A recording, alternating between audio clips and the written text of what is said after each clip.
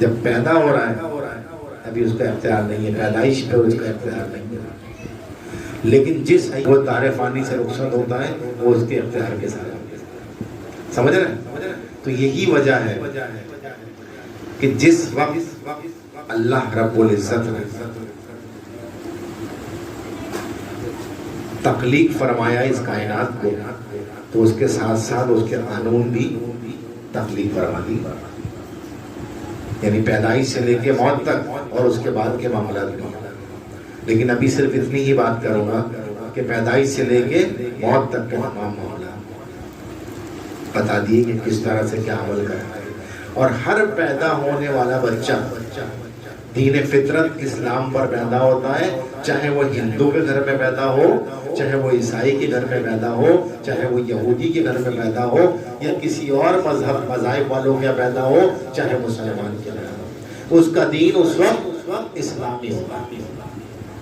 اس کے بعد اس کے لوگ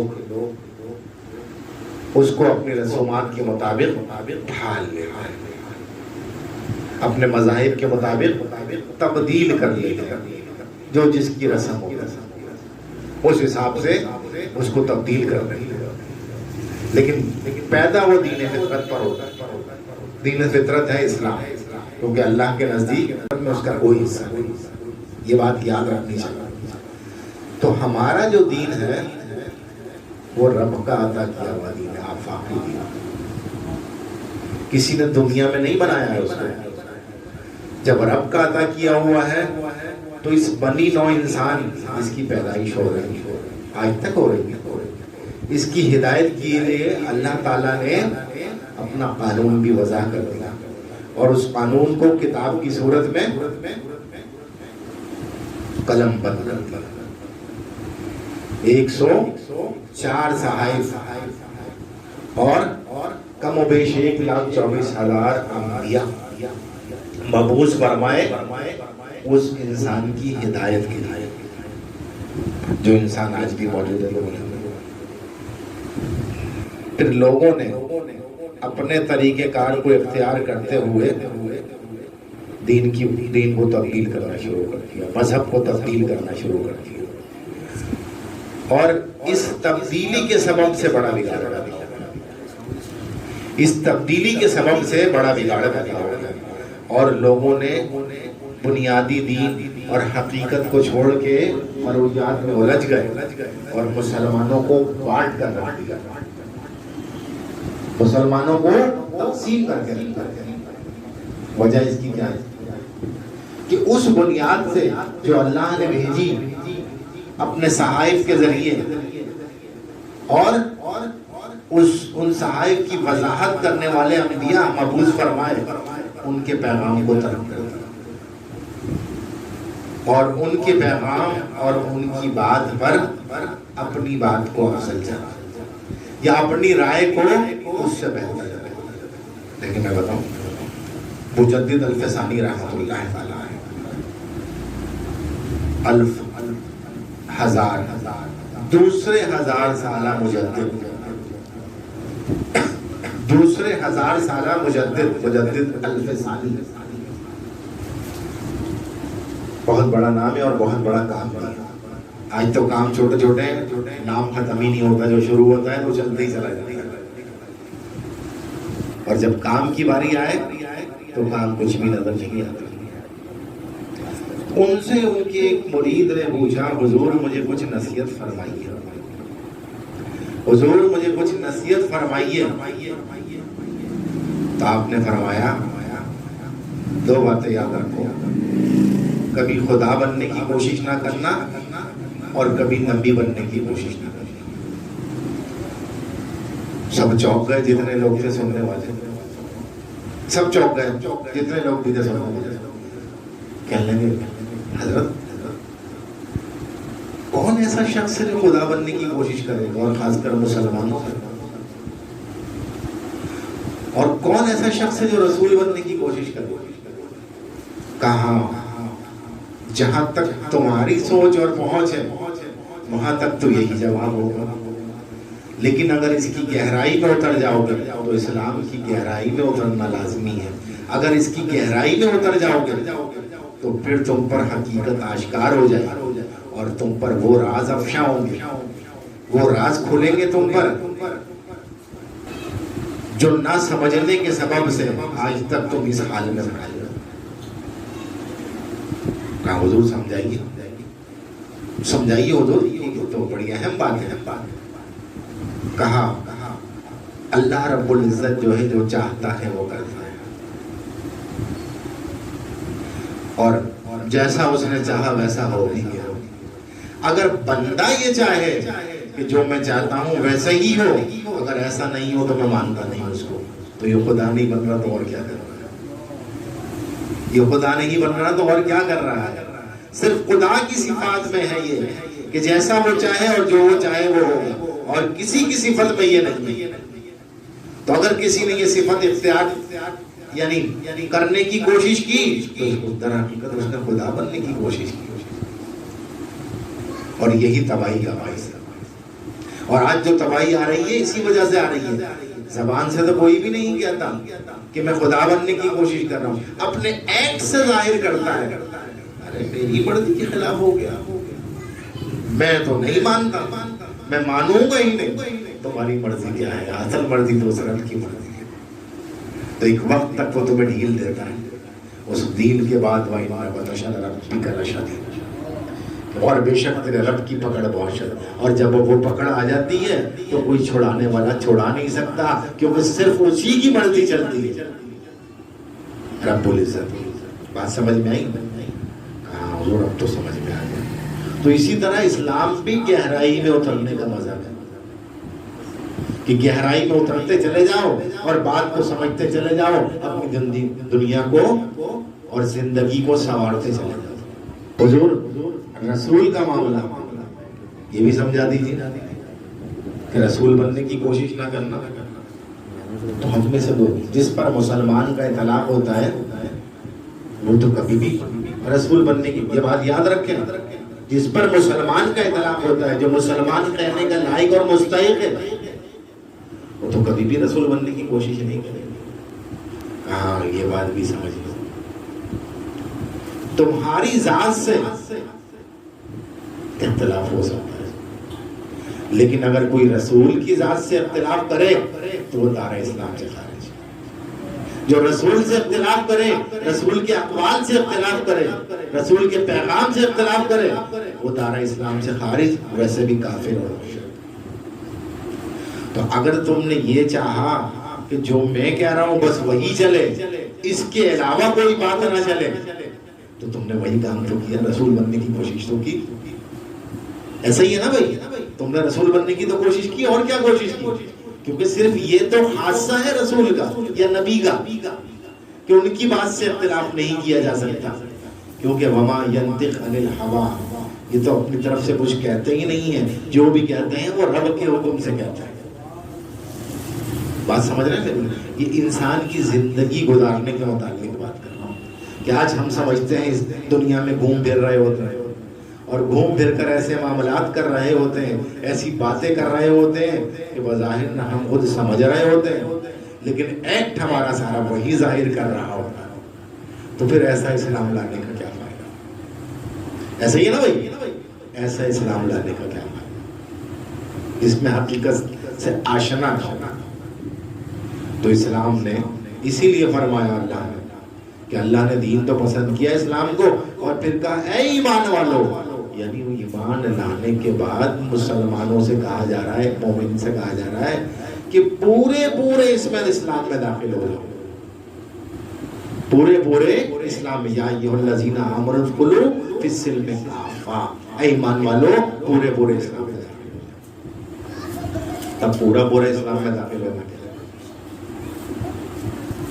نماز بھی پڑھتے ہیں،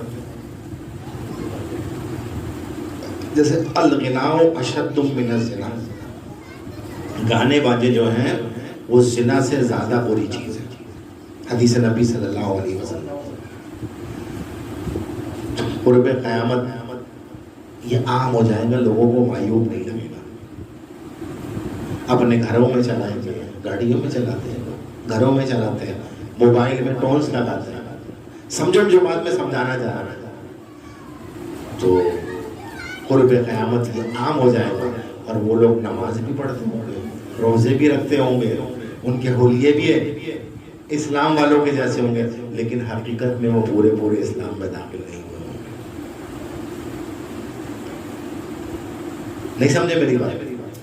समझ गए तो नहीं समझाओ, नहीं समझे तो फिर समझाओ। तो वो पूरे पूरे इस्लाम में बज़ाहिर तो अपने आप को मुसलमान कहते हैं। आज वजह यही है कि इस्लाम के ऊपर आफतें टूटती हैं, लेकिन कोई उस तरह से उसका अजाला और बदावा करने वाला नहीं होता।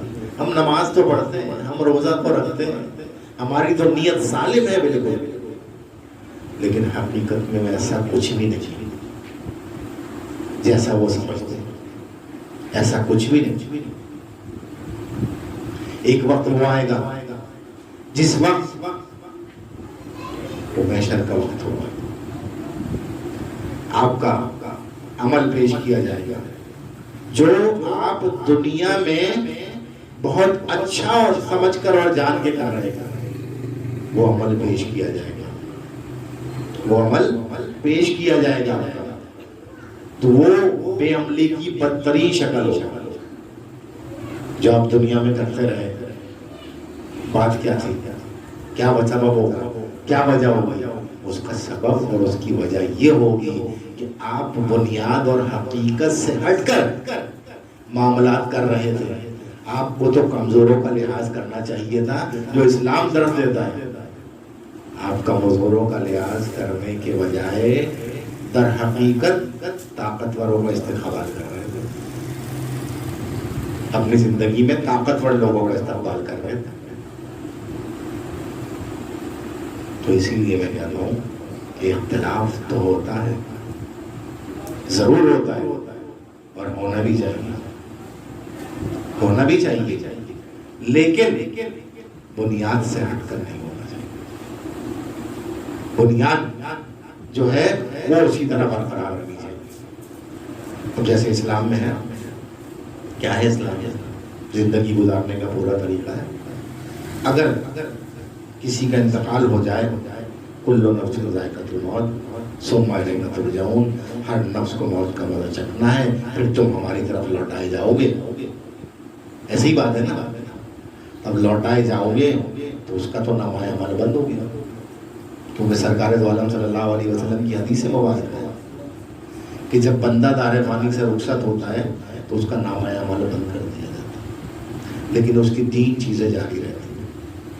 एक उसका छोड़ा हुआ इल्म, जिससे जब तक लोग मुस्तफीद होते रहे उसको फ़ायदा पहुँचता रहे। एक उसका सदका जारिया, जो उसने अपनी ज़िंदगी में अपने हाथ से कर दिया और जब तक वो चलता रहेगा, जैसे सैयदना उस्मान गनी रज़ी अल्लाह तआला अन्हु का आज तक चलता चलता। मदीने मुनव्वरा में वो जो आपने कुआं दिया था, उससे बाग लगाया गया, उसकी खजूरें, फिर उसकी आमदनी होती है, उसकी मार्केटें बनाई गई, मार्केट की जो आमदनी होती है वो नादार लोगों पर खर्चा की जाती है। आपके नाम का अकाउंट बना हुआ है, आज तक ऐसा सदका जारी है। और उसके बाद उसकी नेक औलाद होती है। अब औलाद जितने भी नेकी के अमल करेगी, उस सब का सवाब उनके वालिदैन को पहुंचेगा, चाहे हयात हैं और चाहे हयात नहीं है, उनके नाम अमाल में भी लिखा जाएगा। नहीं, क्योंकि उसकी तरबियत के सबब से औलाद नहीं, उसने पाला, उसने बचपन में उसको कंट्रोल रखा कि इस्लाम से न भटके, ईमान इस्लाम पर जिंदगी हो और ईमान हिस्सा हो इसका, यानी लाजमी जुज़ हो इसकी जिंदगी का। समझ रहे मेरी बात जो मैं समझाना चाह रहा हूँ?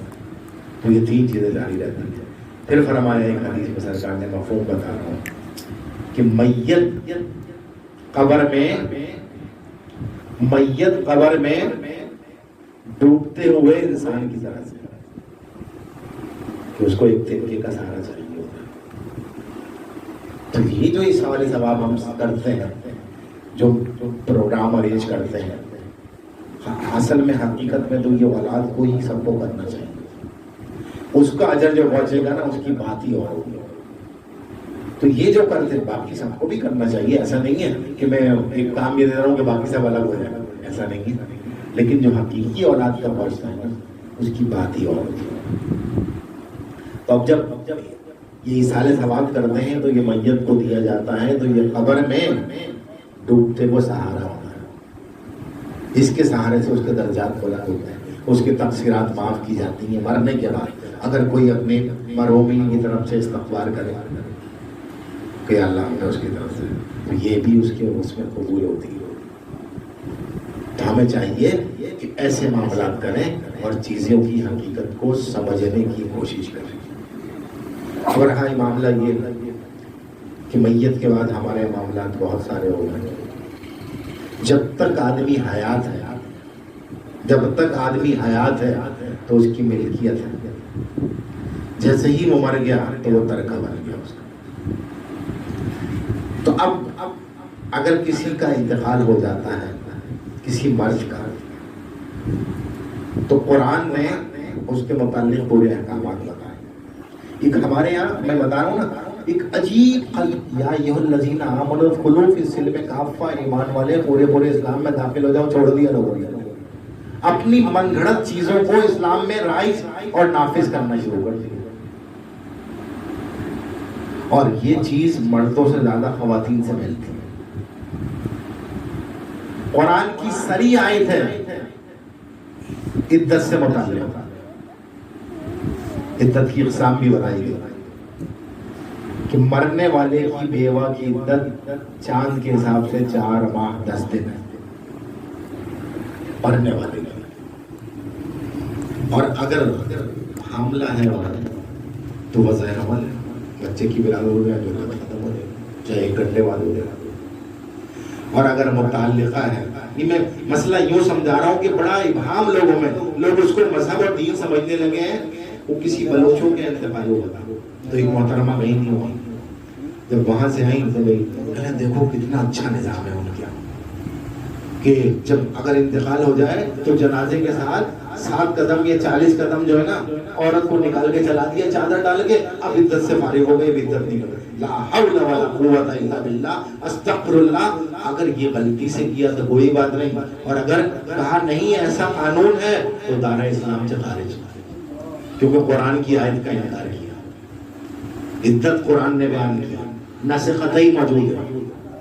ایک صاحب میرے پاس آئے پوچھنے کے لیے، کہنے لگے میری بہن کی عدت پوری ہو رہی ہے، تو میں نے ایک ہے ان سے پوچھا ہے عدت کی کتنی مدت ہے؟ میں نے کہا چاند کے حساب سے 4 ماہ 10 دن، اگر انتقال ہوا تو شوہر کا وہ بیوہ ہوئی۔ کہا نہیں، میں نے ان سے پوچھا ہے تو انہوں نے کہا ہے کہ جو 29 کے مہینے 2 دن اور عدت بڑھا لو، لا حول ولا قوت الا باللہ۔ پھر میں نے کہا اچھا ان سے یہ پوچھنا عدت کی مدت 4 ماہ 10 دن بیان کی گئی ہے یا دنوں میں بیان کی گئی ہے کہ اتنے دن ہیں، یعنی 3 چوک 12 120 اور 10 130 دن لکھا ہوا ہے یا 4 ماہ 10 دن لکھا ہوا ہے؟ یہ پوچھنا ان سے جانے سے۔ اور پھر میں نے کہا اگر رمضان میں 29 کا چاند ہوتا ہے تو 1 روزہ بعد میں رکھتے ہو گیا، 29 نہیں مانتے 30 بعد میں پورے کرتے ہو؟ جاؤ یہ پوچھ کے مجھ سے جواب لے کے، بولے وہ بھی عالم ہے، میں نے جواب لے کے، آج تک جواب نہیں ہے میرے پاس۔ تو ہوتا یہ ہے کہ لوگ حقیقت میں دین کو جانتے نہیں، اور نئی نئی خرافات، نئی نئی رسومات اپنی طرف سے پیدا کر کے اور بنیاد خراب کرنے کی کوشش کرتے ہیں۔ میں نے ایک بار وہ 1-2 بار مجھ سے ملے وہ، تو میں نے ان سے پوچھا، میں نے کیا ہوا جواب؟ ارے چھوڑے، میں نے چھوڑے کی کیا بات ہے، یہ تو بنیادی مسئلہ ہے بھائی۔ تو اسی حساب سے ہوگی عدت کی مدت، اسی حساب سے ہوگی، باتوں ہو جائے گی۔ تو یہ انکار قرآن کا، قرآن نے تو، اسلام نے تو، اللہ نے تو خود اجازت دیا کہ اگر کوئی عورت ایسی ہے، شریعت یہ بتاتی ہے، اگر کوئی عورت ایسی ہے کہ اس کا کوئی کمانے والا نہیں، وہی کفیل ہے اور اس کو چھٹیاں بھی میسر نہیں ہو رہی، تو وہ دن کی روشنی میں اپنے روزگار پر جا سکتی ہے اور مغرب سے پہلے اپنے گھر واپس آ جائے، لیکن کسی سے فضول کلام نہ رہے اور باقاعدہ حجاب میں رہے، اپنا کام کرے اور کام کرتے رہے۔ اتنی بیمار ہو گئی ہے کہ ڈاکٹر کو گھر پہ نہیں بلایا جا سکتا، تو ڈاکٹر کو دکھانے بھی جا سکتا۔ یہ تو شریعت نے یہ چیزیں بتائیں. اگر اتنے معاملات ہو گئے کہ ہاسپٹل میں آپریشن کے لیے ایڈمٹ ہونا پڑے تو وہ بھی ہو سکتا. اگر گھر اتنا کچا ہے کہ بارش ہو رہی ہے اور لگ رہا ہے خدشہ کہ گھر گرنے کا خطرہ ہے تو وہ گھر بھی تبدیل کر سکتے. یہ ایک نیا رسم و رواج نکالی ہے لوگوں نے. انتہائی ناقص العقل کہا جائے گا انہیں کہ جو دین کی بنیاد سے ہٹ کر باتیں کرتے ہیں اور اس کو پھر رائج کرنے کی کوشش کرتے ہیں. اپنی ذات میں کرنا تو گناہ کی بات ہے اور رائج کرنا دین میں تبدیلی کی مستحق ہے. تو جب علم نہیں ہے تو پھر زبردستی کی بحث نہیں کرنی چاہیے جب تک علم نہ ہو.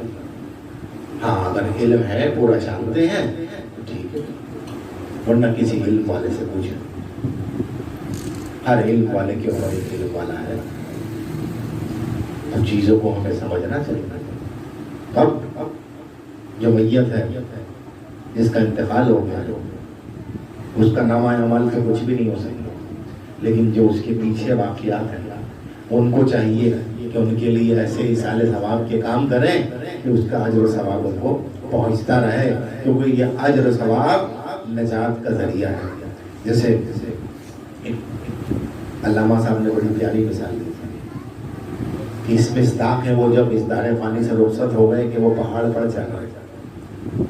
جتنی قوت ہے اس قوت سے چڑھتے چلے جا رہے. جب بندے یہاں سے ایصال ثواب کرتے ہیں تو وہ انار کی صورت میں ملتا ہے ان کو طاقت آتی ہے اور تیز اوپر چڑھ جاتے ہیں. وہ کیلے کی صورت میں ان کو ملتا ہے اس کا یعنی ثمرہ یہاں سے جو آپ بھیج رہے ہیں تو اس تقویت کی صورت میں اس میں طاقت آتی ہے. اس طاقت کے سبب سے وہ مزید درجات بلند کرتے چلے جاتے ہیں. یہ سارے سوال ہیں. مرحومین کے لیے نماز پڑھنا نماز تو اسی بندے پر ہے کوئی دوسرا شخص اس کی طرف سے نماز کیسا پڑھ سکتا ہے. لیکن نماز پڑھ کے ایصال ثواب نماز صرف اللہ کے لیے نہ نوافل کی بات کر رہا ہوں نہ نماز کسی نبی کے لیے ہے نہ کسی فرشتے کے لیے. نماز صرف اللہ کے لیے. جتنی بھی عبادت ہے صرف اللہ کے لیے. جتنی بھی عبادت ہے اللہ کے علاوہ کسی کی عبادت نہیں کی جا سکتی. یہی تو فرق ہے اسلام کا اور غیر اسلام کا. یہی تو فرق ہے اسلام اور غیر اسلام میں کہ اسلام صرف درس دیتا ہے صرف واحد اللہ کی عبادت. معبود صرف اللہ. نوافل پڑھ کے ایصال ثواب کیا جا سکتا ہے. اللہ العالمین میں نے جو نوافل پڑھی ان کو اپنی بارگاہ میں قبول فرما اور اس کا ثواب میری جانب سے فلانے کی روح کو ایصال کرتا ہوں. نماز کوئی کسی کی نہیں ادا کر سکتا. ہاں شریعت نے ایک معاملہ دیا ہے. شریعت نے وہ بھی بتا دو بات پوچھ بھی کہ مرحومین کی نماز جنازہ وہ نماز جو ہے اس کا فدیہ کیا دیا جا سکتا ہے. تو ایک نماز کا کتنا ہوگا.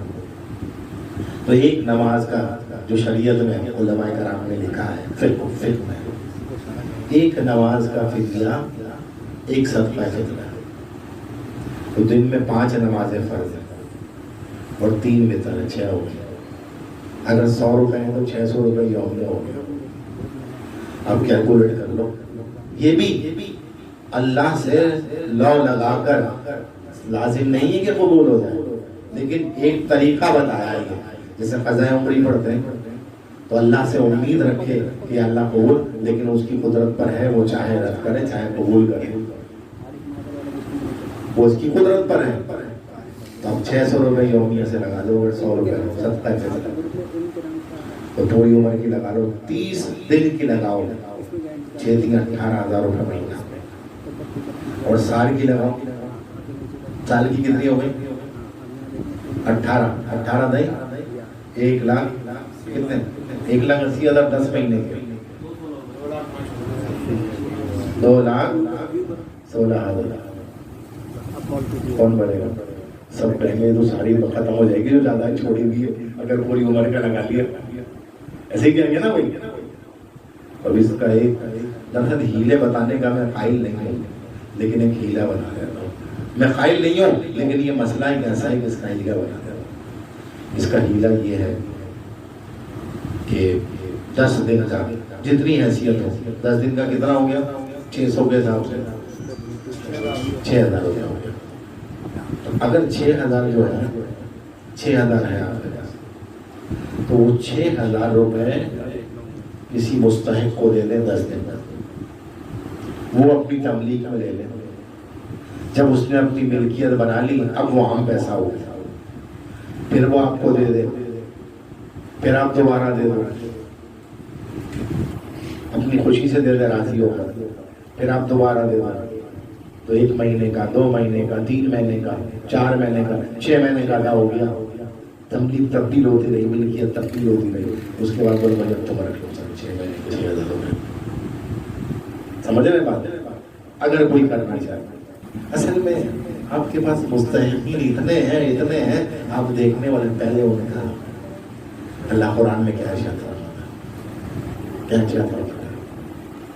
وَآتَ الْمَالَ عَلَىٰ حُبِّهِ ذَوِي الْقُرْبَىٰ وَالْيَتَامَىٰ وَالْمَسَاكِينِ وَابْنَ السَّبِيلِ وَالسَّائِلِينَ وَفِي الرِّقَابِ.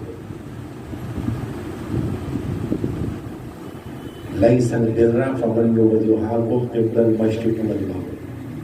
نیکی صرف یہی نہیں ہے کہ تم اپنا رخ مشرق یا مغرب کی طرف کر لو، کہ یعنی تم نماز پڑھنے کے لیے کسی کے مشرق میں کعبہ، کسی کے مغرب میں کعبہ.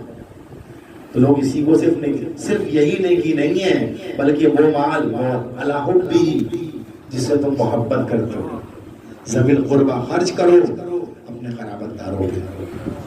سب سے پہلا قرابت دار آپ کے گھر والے. والیتامہ، پھر یتیموں میں اب زکات کی رسم. زکات پیسے تو اپنے گھر پر نہیں خرچے کی جا سکتے، نہ اپنی اصل کو زکات دی جا سکتی ہے، نہ اپنی فراق کو. تو وَآتَ الْمَالَ عَلَىٰ حُبِّهِ جس سے تم محبت کرتے ہو مال سے. ذوی القربیٰ اپنے قرابت داروں میں، یعنی خاندان میں جو رشتہ دار وغیرہ ہیں مستحق ان کو. والیتامہ، پھر یتیموں پر خرچہ کرو. والمساکین، پھر مسکینوں پر خرچہ کرو. وابن السبیل، اور پھر مسافروں کو دو. والسائلین، اور سوال کرنے والوں کو دو. وفی الرقاب، اور لوگوں کی گردنیں چھڑانے میں خرچہ کرو. تو جب غلامی کا دور تھا تو غلام آزاد کرانا، اور آج اگر کوئی بارے قرض میں مبتلا ہے تو اس پیسے سے اس کے ہاتھ میں دے کے اسے قرض سے لے جا سکتا ہے، گردن چھوڑ جائے. اب یہ بتاؤں مجھے، میں مخالفت نہیں کر رہا، لیکن ایک بات سمجھانا چاہ رہا ہوں. یہ بتاؤں کیا کچی مسجد میں نماز ہو جائے گی؟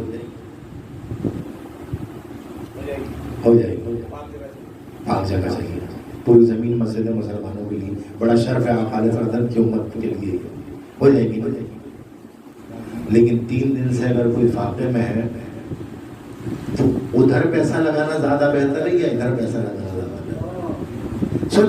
سوچنے کا موقع ہے. یہ نہیں کہہ رہا کہ مسجد نہ بنا، بالکل بنائی جائے، اور قیامت کی نشانی ویسے نشانی ہے. مسجد کے اونچے کیے جائیں گے، مساجد کے ممبر اونچے کیے جائیں گے، سارے معاملات ہوں گے اسی طرح سے. اور لوگ سمجھ رہے ہوں گے ہم نے بہت بڑا کام کیا، لیکن اس پتھر کو نہیں اٹھا رہے ہوں گے جس کے نیچے ایک بھوکا موجود ہے، اس پر خود چل رہے. تو اصل مقصد مدعا میرا یہ نہیں ہے کہ میں کہہ رہا ہوں مدرسے نہ بناؤ، مسجد نہ بناؤ، بالکل بنانی چاہیے تعلیم، لیکن یہ خیال بھی رکھو، یہ بہت ضروری ہے، وہ کس کے دستے نظر ہوں گے. تو ان معاملات کو، ان چیزوں کو ہمیں سمجھنا چاہیے. جب تک ہم حقیقت کو نہیں سمجھیں گے تب تک معاملات درست اور بہتر نہیں ہو سکتے. اور جب ہم حقیقت سے وہ آشنا ہوتے چلے جائیں گے تو ساری برائیاں آٹومیٹکلی دور ہوتی چلی جائیں. دیکھو لفظ دجال آپ سب نے سنا ہوگا، بڑا تشہیر اور تذکرہ بھی کرتے ہیں دجال کا. میں اس وجہ سے بتا رہا ہوں کہ فی زمانہ ماحول ویسے ہی قائم ہوتا چلا جاتا ہے. فی زمانہ ماحول اسی طرح سے قائم ہوتا چلا جاتا ہے. اس بات کو سمجھنے کی کوشش کرو. دجال نکلا ہے لفظ دجل سے، اور دجل کے معنی خلط بلط، یعنی صحیح اور غلط کی تمیز نہیں. صحیح غلط میں ملا دیا جائے اور غلط صحیح میں ملا دیا جائے. اسی لیے سرکار دو عالم صلی اللہ علیہ وسلم نے پناہ مانگی ہے اللہ سے, اللہم انی اعوذ بک من فتنۃ القبر, من فتنۃ الجہنم, من فتنۃ المحیا, من فتنۃ الممات, اور من فتنۃ المسیح الدجال. حضرت ابو ہریرہ رضی اللہ عنہ سے مروی ہے کہ سرکار اس طرح سے دعا مانگا کرتے تھے, اے اللہ میں پناہ میں آتا ہوں, پناہ مانگتا ہوں تیری. کس چیز سے؟ قبر کے فتنے سے. قبر کی پہلی رات بہت سخت رات, تو قبر میں کوئی گڑبڑ ہو گیا تو فتنہ ہو گیا. جہنم کے فتنے سے, جب جہنم میں لوگوں کو ڈالا جائے گا تو ان کے لیے بھی نہیں ہوگا. اور پھر زندگی کے فتنے سے. تو ہم اسلام سے ہٹ کر جن باتوں میں الجھ جاتے ہیں اور الجھ کر سمجھتے ہیں کہ یہ بھی میرا, یہ بھی میرا, سب کی بات کر رہا ہوں, چاہے وہ حکمران ہو, چاہے وہ رعایا ہو, چاہے سربراہ ہو, کوئی بھی ہو, جب وہ یہ معاملات کر رہے ہوتے ہیں تو حقیقت میں وہ دجال کے فتنے میں ملوث ہو چکے ہوتے ہیں, کیونکہ وہ صحیح کو غلط میں ملا رہے ہوتے ہیں. اور دجال جب آئے گا تو ایک ہاتھ میں آگ اور ایک ہاتھ میں باغ, ہلت ملت ہو گیا ہوگا. جو آگ ہوگی حقیقت میں وہ باغ ہوگا, اور جو باغ ہوگا حقیقت میں آگ ہوگی.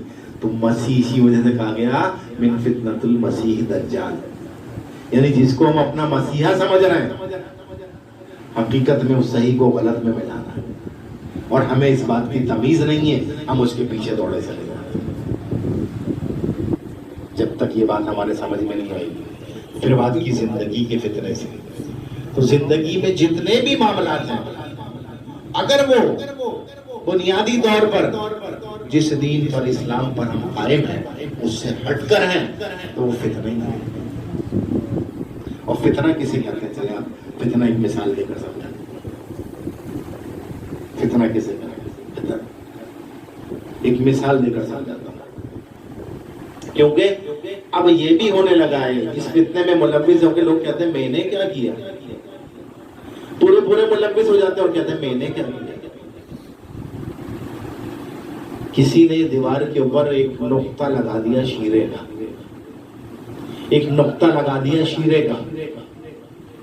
اب شیرے کے اوپر بیٹھنا مکھی کی فطرت ہے, اس پر مکھی آ کے بیٹھ گئی.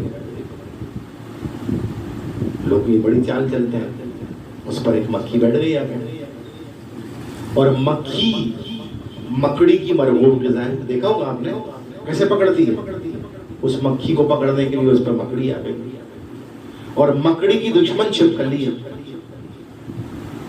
مکڑی کو دیکھ کر اس پر چھپکلی آ گئی, اور چھپکلی کی دشمن بلی ہے. اس کو دیکھ کر بلی نے جم لگا دی, اور بلی سے لڑتا ہے کتا. اس کو دیکھ کر کتا اس کے اوپر آ گیا, ایک شور و غوغا اور واویلا مچ گیا. سارا نظام تلپٹ ہو گیا, درم برم ہو گیا. لوگ کہہ رہے ہیں بھائی کیا ہو گیا, کس نے کیا. جب اس کو پکڑا جس نے شیرہ لگا, میں نے کیا کیا, میں نے تو صرف شیرہ لگایا تھا. تو فتنہ تو کھڑا کر دیا نا شیرہ لگا کر, سارا نظام تلپٹ درم برم ہو گیا. آج بھی یہی حال ہو رہا ہے, آج بھی یہی حال ہو رہا ہے. تو ایسے بچ نہیں سکتا انسان, بالکل نہیں بچ سکتا. سمجھ رہے ہیں بات کو. آج لوگ دھڑلے سے گناہ کرتے ہیں اور کیا کہتے ہیں, میں بڑا گناہگار ہوں. ایسا ہو گیا یہ, جب بھی بات کریں گے تکیہ کلام انہوں نے بنا لیا ہے, میں بڑا گناہگار ہوں. ارے صاحب ہم تو گناہگار لوگ ہیں, آپ تو نیکوکار لوگ ہیں. ایسی بات کرنا شروع کر دیتے ہیں. اب سامنے والا جو ہے نا, حقیقت یہ ہے کہ وہ دھوکہ دے رہے ہوتے ہیں. کیوں دھوکہ دے رہے ہوتے ہیں میں اس کو سمجھاؤں گا. وہ اس لیے دھوکہ دے رہے ہوتے ہیں کہ گناہ کرنے سے قلب سیاہ ہو جاتا ہے, دل سیاہ ہو جاتا ہے. اور یہ اس سیاہی کی علامت کیا ہے؟ اس سیاہی کی علامت ہی یہی ہے کہ جو بار بار کہتے ہیں نا کہ میں بڑا گناہگار ہوں, کیونکہ ان کو پھر گناہ کرنے سے کوئی گھبراہٹ نہیں ہوتی, اس پہ پکے ہو جاتے ہیں. وہ کوئی پریشانی نہیں ہوتی گناہ کرنے سے, اور پھر ان پر نصیحت بھی اثر نہیں کرتی, اور سعادت کی راہ بھی نہیں ملتی ان کو. اور بظاہر وہ اراد عراب کر کہ میں بڑا گناہ دھڑلے سے گناہ کیے چلے جاتے ہیں اور وہ سمجھ یہ رہے ہوتے ہیں کہ شاید ہم بہت بڑا ازالہ کر رہے ہیں اپنے گناہوں کا. حقیقت یہ نہیں ہے، حقیقت یہ نہیں ہے. یہ دھوکہ ہے، یہ فریب ہے اپنی ذات کے ساتھ. کسی کو کیا دھوکہ دے گا؟ سب سے پہلے انسان اپنے آپ کو دھوکہ دیتا ہے. میری بات سمجھنے کی کوشش کریں، میں سمجھانے کی کوشش کر رہا ہوں. میری بات سمجھ میں آئی؟ نہیں آئی تو حقیقت یہ ہے. کوئی شعر پڑھ دینا، حقیقت میں وہ لطف زندگی پایا نہیں کرتے جو یاد مصطفیٰ سے دل کو بہلایا نہیں کرتے. ہے نا؟ ایسا ہی ہے نا؟ یہ شعر صحیح ہے غلط ہے؟ یہ شعر صحیح ہے غلط ہے؟ شعر تو صحیح ہے لیکن عمل کا سب جھوم جائیں گے. اگر چل رہا ہوگا سب واہ واہ واہ واہ سبحان اللہ، سب ہاتھ بھی چلنے لگیں گے، پیر بھی چلنے لگیں گے، پورا تلپٹ ہو جائیں گے. تو یاد مصطفیٰ ہے کیا؟ یاد مصطفیٰ ہے کیا؟ اللہ قرآن میں فرماتا ہے، اے محبوب آپ ان سے فرما دیجیے کہ اگر تم چاہتے ہو کہ اللہ تم سے محبت کرے تو میری اطاعت یعنی رسول اللہ کی اطاعت کرو تو اللہ تم سے محبت کرنے لگے گا. اب دیکھو جو میں نے بات کہی تھی اس کا جواب اس آیت سے آ رہا ہے. قل ان کنتم تحبون اللہ فاتبعونی یحببکم اللہ ویغفر لکم ذنوبکم. محبوب آپ ان سے کہہ دیجیے کہ اگر تم چاہتے ہو کہ اللہ تم سے محبت کرے تو اطاعت کرو رسول اللہ کی، یعنی میری رسول اللہ کی اطاعت کرو. یحببکم اللہ، اللہ تمہیں چاہنے لگے گا. ویغفر لکم، اور تمہیں بخش دے گا. ذنوبکم، اور تمہارے گناہ معاف کر دے گا. میں نے کیا کہا تھا؟ ہم بڑے گناہگار کا راگ رکھتے ہیں. جب رسول اللہ کی اطاعت کریں گے تو پھر یہ نہیں کہیں گے، پھر کہیں گے استغفر اللہ ربی من کل ذنب واتوب الیہ. پھر یہ کہیں گے اللہ کی بارگاہ میں معافی مانگیں گے. یہ بندوں کے سامنے نہیں الاپتے رہیں گے میں بڑا کروں اور نیکی کی طرف. تو رسول اللہ کی اطاعت جس نے بھی کر لی وہ فلاح پا گیا، وہ ہدایت کا راستہ پا گیا. پھر وہ بات ہوگی کہ حقیقت میں وہ لطف زندگی پایا نہیں کرتے جو یاد مصطفیٰ سے دل کو بہلایا نہیں کرتے. تو حقیقت میں یاد مصطفیٰ جو ہے وہ اطاعت رسول اللہ صلی اللہ علیہ وسلم کا نام ہے. تو ہمارے معاشرے میں، ہمارے گھروں میں، ہماری روایات میں، ہماری رسومات میں، ہمارے طور طریقے میں، ہمارے اطوار میں، ہمارے کلام میں، غرض ہمارے کردار میں جو کچھ بھی ہو رہا ہے اگر وہ رسول اللہ کے طریقے کے خلاف ہے تو حقیقت میں دھوکہ ہے. وہ دین اسلام نہیں، وہ دھوکہ ہے. اور وہ دھوکہ کس کے ساتھ ہے؟ اپنی ذات کے ساتھ ہے. تو اپنی زندگی میں بدلاؤ اور تبدیلی لانی چاہیے. لیکن جو بات میں نے سمجھائی ہے ہمارے مردوں کو بھی سمجھنی چاہیے، ہماری عورتوں کو بھی سمجھنی چاہیے. تو آج ہم اسی لیے یہاں جمع ہوئے ہیں. حاجی شریف صاحب کی مغفرت کے لیے دعا کریں. یا الہی رحم فرما مصطفیٰ کے واسطے، یا الہی رحم فرما مصطفیٰ کے واسطے، یا الہی رحم فرما مصطفیٰ کے واسطے. یا رسول اللہ کرم کیجئے خدا کے واسطے، یا رسول اللہ کرم کیجئے خدا کے واسطے. مشکلیں حل کر شہ مشکل کشا کے واسطے. کربلائیں رد شہید کربلا کے واسطے. سید سجاد کے صدقے میں ساجد رکھ ہمیں، علم حق دے باقر علم خدا کے واسطے. صدق صادق کا تصدق صادق الاسلام کر، بے غضب راضی ہو کاظم اور رضا کے واسطے. بہر معروف و سری معروف دے بے خود سری، جند حق میں گنجنے دے باسماگے واسطے بہر شبلی شیر حق دنیا کے کتوں سے بچا ایک کارم عبد واحد میرے آگے واسطے بل فرا کا صدقہ کر غم کو فرا دے حسن و سعد بل حسن اور بو سعید ساتھ زاگے واسطے قادری کر قادری رکھ قادریوں میں اٹھا قدر عبد القادر قدرت نماگے واسطے آسن اللہ لہم رزقاً سے دے رزق حسن بندہ رزاق تاج الاسفیاء گے واسطے نصر بھی صالح کا صدقہ صالح و منصور رکھ دے حیات دی محیے جا فضا گے واسطے تور عرفان علو حمد حسنہ و بہا دے علی موسیٰ حسن احمد بہاگے واسطے بیر ابراہیم ہم پر نار غم گلزار کر بیک دے داتا بھکاری بادشاہ کے واسطے خانہ دل کو ضیاء دے روح ایمان کو جمال شاہ ضیاء مولا جمال الاولیاء کے واسطے دے محمد کے لیے روزی کر احمد کے لیے خان فضل اللہ سے ساگدہ کے واسطے دین و دنیا کے ہمیں برکات دے برکات سے عشق حق دے عشق انتما گے واسطے حب اہل بیت دے آل محمد کے لیے کر شہید عشق حمزہ پیشوا کے واسطے دل کو اچھا تن کو ستھرا جان کو پر نور کر اچھے پیارے شمس دی بدر اللہ کے واسطے دو جہاں میں خادم آل رسول اللہ کر حضرت آل رسول مقتدہ کے واسطے نور جانو نور ایمان نور قبر و حشر دے بل حسین احمد نوری لکھا کے واسطے کر عطا احمد رضائے احمد مرسل ہمیں میرے مولا حضرت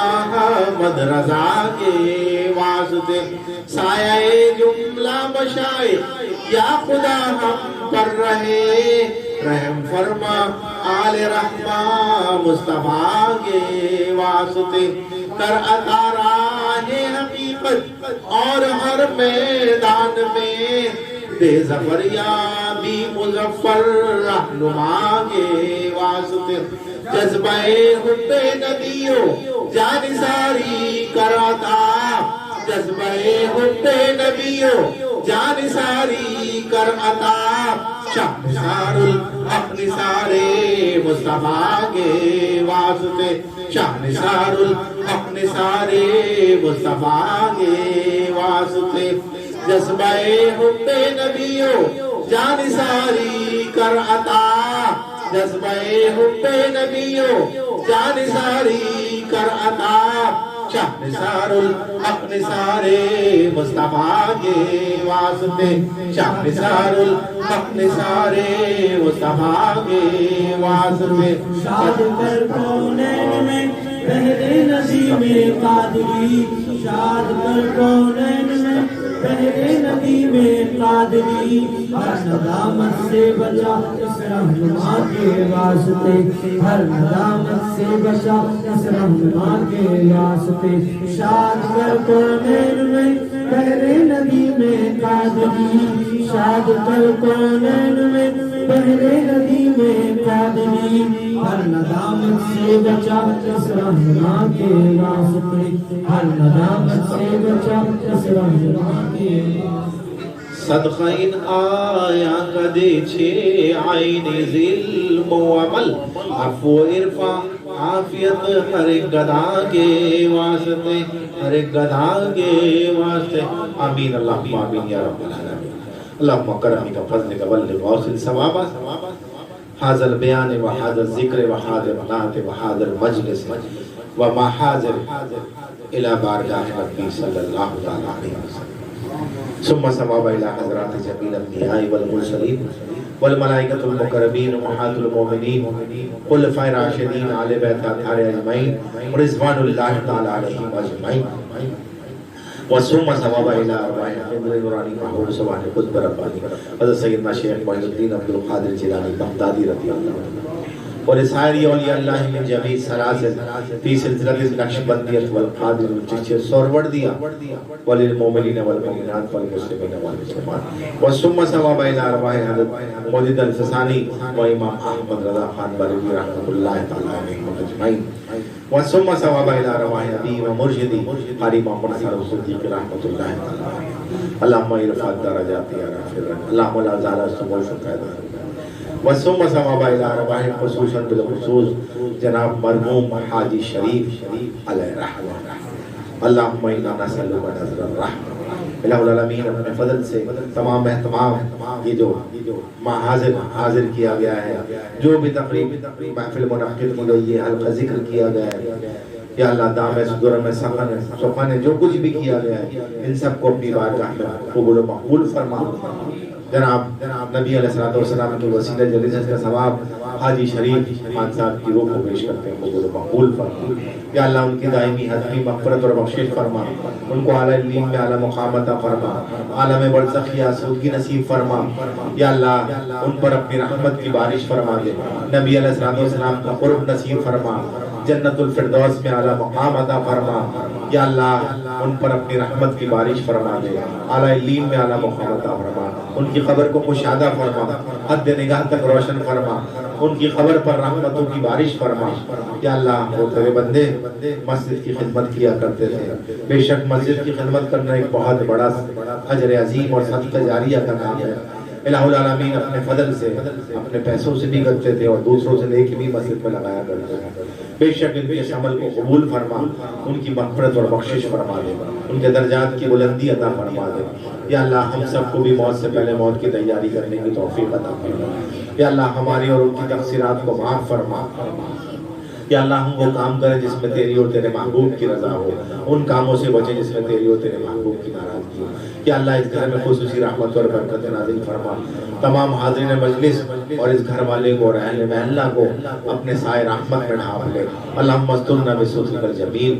الہ العالمین ہمارے مرحومین کی مغفرت اور بخشش فرما، بیماروں کو شفا یابی عطا فرما، پریشان حالوں کی پریشانیاں دور فرما، مصیبت زداؤں کی مصیبتوں کو دور فرما۔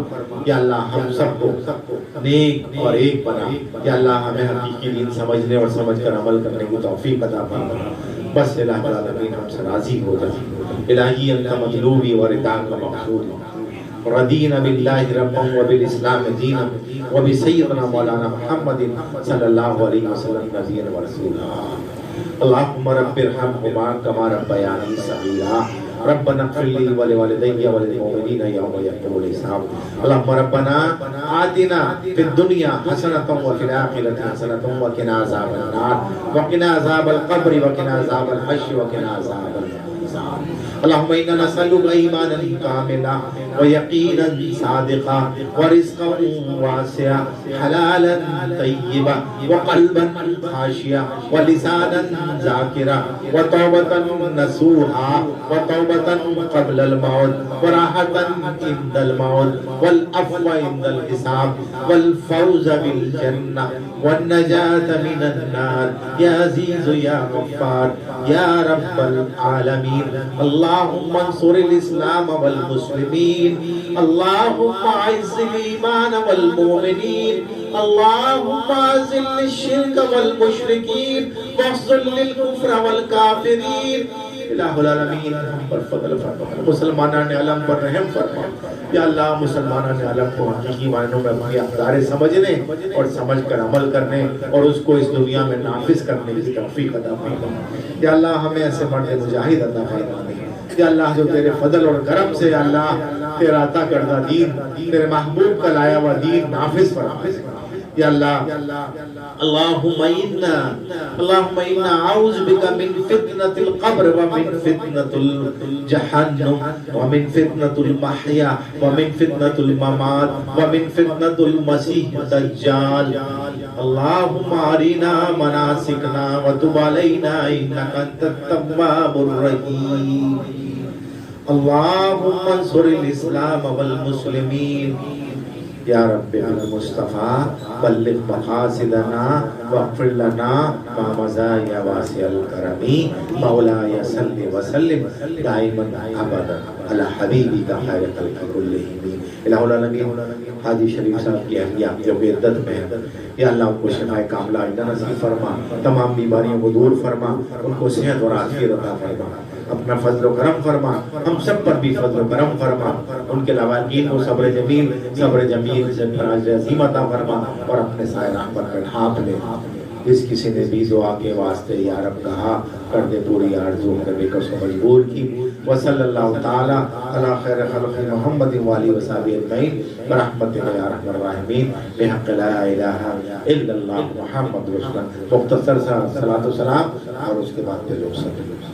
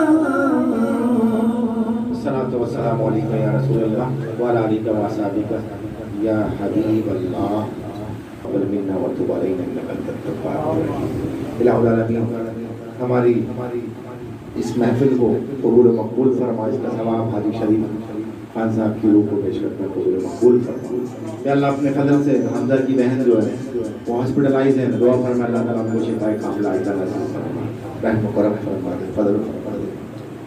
وصلی اللہ تعالی علی خیر خلق محمد و علیہ وسلم اجمعین برحمتک یا ارحم الراحمین بحق لا الہ الا